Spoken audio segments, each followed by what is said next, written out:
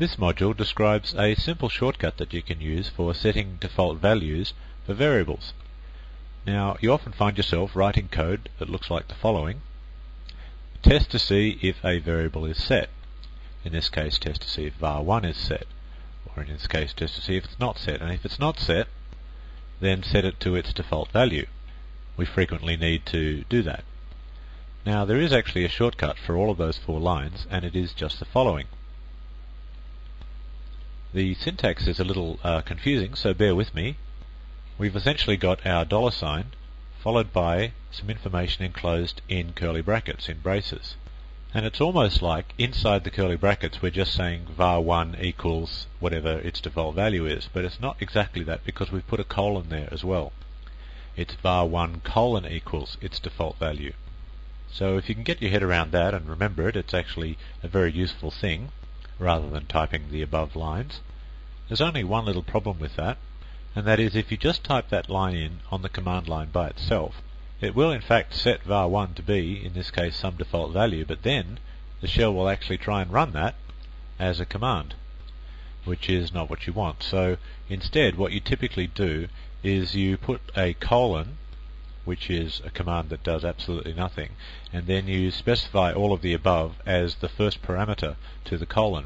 In other words, you're specifying it as the first parameter to a program that does absolutely nothing. So the program, the command line, will do nothing, but the variable will still get set to its default value. Alternatively, you could say simply assign that to a second variable, which would cause var1 and var2 to both be equal to the same thing. So let's have a look at that now in a script. Here is a little test var script. Now I'll run this and see what we get. Now we get an error message saying hello, command not found, and var1 is set to hello. So var1 actually does successfully get set to hello, but as you can see, the very first line there is treated as a command line in its own right. In other words, the variable is substituted and it evaluates to hello, so hello is tried to be evaluated as a command line. We don't want that, so we insert the colon like that, and we try it again, and this time we don't get the error message, but var1 is still set to hello.